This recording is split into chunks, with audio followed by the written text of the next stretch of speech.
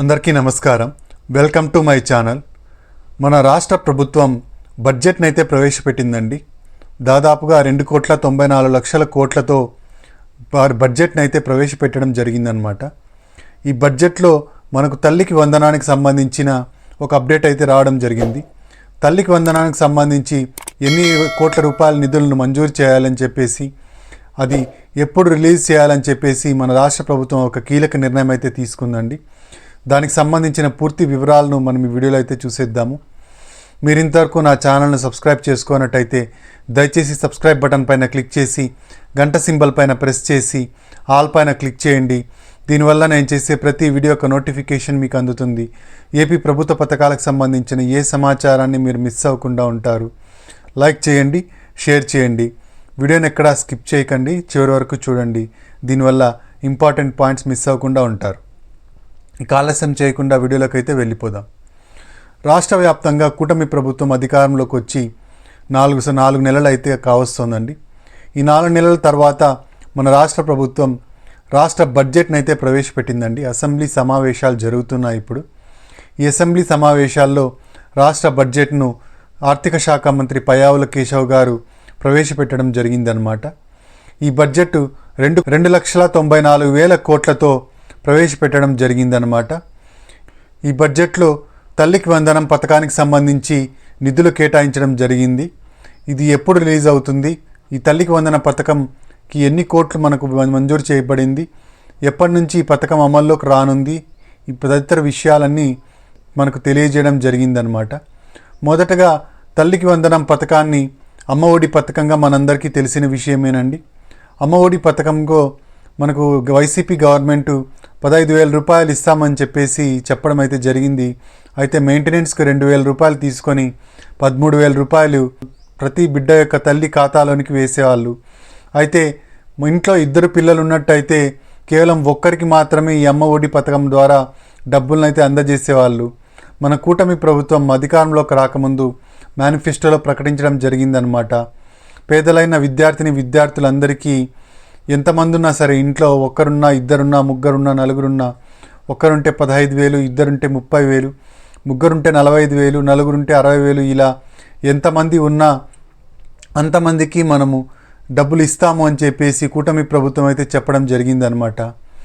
అలాగే చెప్పిన విధంగానే ఇప్పుడు తల్లికి వందనం పథకాన్ని తీసుకురావడం కోసం సన్నాహాలు మొదలుపెట్టింది మన కూటమి ప్రభుత్వం. దీనికోసం బడ్జెట్లో నిధులను కేటాయించిందండి. దాదాపుగా 6,487 కోట్ల రూపాయలను ఈ తల్లికి వందనం పథకం కోసం కేటాయించడం జరిగిందనమాట. ఈ తల్లికి వందనం పథకానికి ఏమేమి ఉండాలి అంటే, తల్లి యొక్క ఆధార్ కార్డు ఖచ్చితంగా ఉండాలండి. అలాగే బిడ్డ యొక్క ఆధార్ కార్డు కూడా ఖచ్చితంగా ఉండాలి. రేషన్ కార్డు కూడా ఖచ్చితంగా ఉండాలి. ఉన్న రేషన్ కార్డులోనే తల్లి బిడ్డల పేర్లు కూడా ఉండాలన్నమాట. తల్లి యొక్క రేషన్ కార్డులో, పిల్లల యొక్క రేషన్ కార్డులో ఉన్నట్టయితే మనకు చెల్లదండి. తల్లి మరియు పిల్లలు ఇద్దరు ఒకే రేషన్ కార్డులో ఉండాలన్నమాట. అంతేకాకుండా వాళ్ళ ఆధార్ కార్డులు కూడా కలిగి ఉండాలి. ఈ ప్రాసెస్ అంతా మనకు స్కూళ్ళ యాజమాన్యమే చేపట్టడం జరుగుతుందండి. మనకు ప్రైవేట్ స్కూల్స్లోను, గవర్నమెంట్ స్కూల్స్లోను, ఏ స్కూల్స్లో అయినా ఈ తల్లికి వందనం పథకంకి సంబంధించిన విద్యార్థులకు డబ్బులు చెల్లిస్తాము అని చెప్పేసి ప్రభుత్వం అయితే చెప్పడం జరిగిందనమాట. కాబట్టి ప్రైవేట్ స్కూల్స్లో ఉన్న వాళ్ళు కూడా అప్లై చేసుకోవచ్చు. అలాగే గవర్నమెంట్ స్కూల్స్లో ఉన్న వాళ్ళు కూడా అప్లై చేసుకోవచ్చు అండి. ఈ తల్లికి వందనం పథకాన్ని పొందాలంటే విద్యార్థుల యొక్క అటెండెన్స్ పర్సెంటేజ్ 75% ఖచ్చితంగా ఉండాలి అని చెప్పేసి రాష్ట్ర ప్రభుత్వం ఇంతకుముందే చెప్పడం అయితే జరిగిందండి. 75% అటెండెన్స్ ఉన్న విద్యార్థులకు మాత్రమే మనకి తల్లికి వందనం పథకం అయితే లభించడం జరుగుతుందన్నమాట. మనకు ఈ క్యాస్ట్ సర్టిఫికేటు, ఇన్కమ్ సర్టిఫికేట్ కూడా కావాలండి. ఇన్కమ్ సర్టిఫికేట్ వచ్చేసి తల్లిదండ్రుల ఇన్కమ్ సర్టిఫికేట్ కావాల్సి ఉంటుందన్నమాట. మనకు ఈ పథకాన్ని మార్చిలో రిలీజ్ చేయడం జరుగుతుంది అని చెప్పేసి రాష్ట్ర ప్రభుత్వం చెప్పడం అయితే జరిగిందనమాట. అంటే ఈ సంవత్సరం అంతా చదివిన విద్యార్థులకు మార్చిలో అటెండెన్స్ చూసి మార్చిలో ఈ పథకాన్ని రిలీజ్ చేయడం జరుగుతుందండి. కాబట్టి 75% అటెండెన్స్ ఉండేలా మీ పిల్లలకి చూసుకోవడం చాలా ఇంపార్టెంట్ విషయం అండి. అంతేకాకుండా ఈ పథకానికి ఎన్పిసిఐ లింకింగ్ అనేది ఖచ్చితంగా చేసుకొని ఉండాలి అని చెప్పేసి మన రాష్ట్ర ప్రభుత్వం చెప్పిందండి. ఈ పథకానికే కాదు, మన రాష్ట్రంలో అమలు అయ్యే ఏ పథకానికైనా ఎన్పిసిఐ లింకింగ్ అనేది కంపల్సరీ చేస్తూ రాష్ట్ర ప్రభుత్వం నిర్ణయం అయితే తీసుకోవడం జరిగిందనమాట. మనకు డైరెక్ట్ బెనిఫిషియరీ ట్రాన్స్ఫర్ డీబీటీ పద్ధతిలో డబ్బుల్ని వేయడం జరుగుతుంది ప్రతి పథకానికి. కాబట్టి ఏ పథకానికి మనం అప్లై చేయాలన్నా మనకు బ్యాంక్ అకౌంట్ ఉండాలి. అంతేకాకుండా ఎన్పిసిఐ లింకింగ్ అనేది ఖచ్చితంగా చేసుకొని ఉండాలి. కాబట్టి తల్లుల ఖాతాలు ఎవరైతే ఉంటాయో బ్యాంక్ అకౌంట్లు, ఆ తల్లుల ఖాతాలకి ఎన్పిసిఐ లింకింగ్ అనేది కంపల్సరీ చేసుకోవాలండి. మీరు ఇంతవరకు ఎన్పిసిఐ లింకింగ్ చేసుకోకపోతే ఖచ్చితంగా వెంటనే ఎన్పిసిఐ లింకింగ్ అనేది చేసుకోండి. మన సచివాలయంలో 18 సంవత్సరాలు నిండిన వాళ్ళందరికీ ఎవరికైతే ఎన్పిసిఐ లింకింగ్ లేదో అలాంటి వాళ్ళ పేర్ల లిస్టును అయితే రాష్ట్ర ప్రభుత్వం ప్రతి సచివాలయానికి పంపించిందండి. కాబట్టి ఎన్పిసిఐ లింకింగ్ అనేది చాలా కంపల్సరీ అన్నమాట. మీరు ఇంతవరకు ఎన్పిసిఐ లింకింగ్ చేసుకోకపోతే మాత్రం వెంటనే మీ బ్యాంకుకి వెళ్ళి మీ ఎన్పిసిఐ లింకింగ్ అనేది చేయించుకోండి. దీనివల్ల మీకు ప్రభుత్వం డబ్బులు రిలీజ్ చేసినప్పుడు డైరెక్ట్గా మీ అకౌంట్లోకి వచ్చి పడతాయి. లేదా మీకు ఎన్పిసిఐ లింకింగ్ లేనట్టయితే మీకు డబ్బులు అయితే రావన్నమాట. కాబట్టి ఎన్పిసిఐ లింకింగ్ మాత్రం ఖచ్చితంగా చేసుకోండి. ఇక ఇంకొక ఇంపార్టెంట్ న్యూస్ ఏంటంటే, మనకు గతంలో వైసీపీ గవర్నమెంట్ ఉన్నప్పుడు అమ్మ ఒడి పథకానికి 6 అంచెల చెకింగ్ విధానం ఉండేదండి. 6 అంచెల చెకింగ్ విధానం అంటే మనకు కొన్ని విషయాలు అయితే ఉండేవన్నమాట. గ్రామీణ ప్రాంతాల్లో 10,000 ఆదాయం ఉండాలి, పట్టణ ప్రాంతాల్లో 12,000 ఉండాలి, అంతకన్నా ఎక్కువ ఉండకూడదు. 4 వీలర్ కలిగి ఉండకూడదు. కరెంటు బిల్ వచ్చేసి 300 యూనిట్ల కన్నా ఎక్కువ ఉండకూడదు. ఇలా రకరకాల ఆంక్షలు అయితే ఉండేవండి. 6 అంచెల్లో మనకు చెకింగ్ విధానం ఉండేది.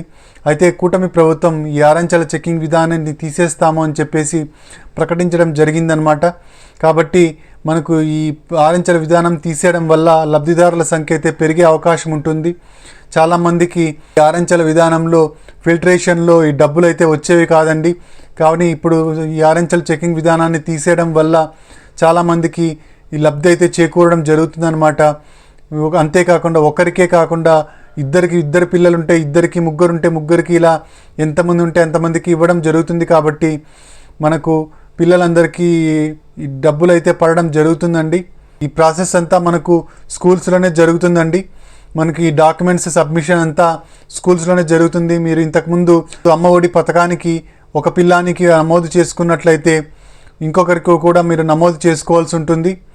ఇది స్కూల్స్లోనే మీకు చెప్పడం జరుగుతుందన్నమాట. ఎప్పటి నుంచి డాక్యుమెంట్స్ కలెక్ట్ చేస్తారు, దానికి సంబంధించిన పూర్తి వివరాలను మీకు స్కూల్ ద్వారా తెలియజేయడం జరుగుతుందన్నమాట. అయితే మార్చిలో మాత్రం దీనికి సంబంధించిన నిధులను అయితే రిలీజ్ చేయడం జరుగుతుంది. పిల్లవాళ్ళకి అటెండెన్స్ మాత్రం 75% ఖచ్చితంగా ఉండాలండి. ఇదండి మనకు తల్లికి వందనం పథకానికి సంబంధించిన లేటెస్ట్ అప్డేటు. మార్చి నెలలో మనకి తల్లికి వందనానికి సంబంధించిన డబ్బులను అయితే విడుదల చేయడం జరుగుతుందన్నమాట. ప్రతి విద్యార్థుల యొక్క తల్లుల ఖాతాలోనికి ఈ డబ్బులు అయితే చేరుతాయండి. మీరు ఇంతవరకు నా ఛానల్ని సబ్స్క్రైబ్ చేసుకున్నట్టయితే దయచేసి సబ్స్క్రైబ్ బటన్ పైన క్లిక్ చేసి గంట సింబల్ పైన ప్రెస్ చేసి ఆల్ పైన క్లిక్ చేయండి. దీనివల్ల నేను చేసే ప్రతి వీడియో యొక్క నోటిఫికేషన్ మీకు అందుతుంది. ఏపీ ప్రభుత్వ పథకాలకు సంబంధించిన ఏ సమాచారాన్ని మీరు మిస్ అవ్వకుండా ఉంటారు. లైక్ చేయండి, షేర్ చేయండి. మీరు ఇచ్చే ఒక లైక్, మీరు చేసే సబ్స్క్రిప్షన్ మాకెంతో ఎంకరేజింగ్గా ఉంటుంది. Thank you very much.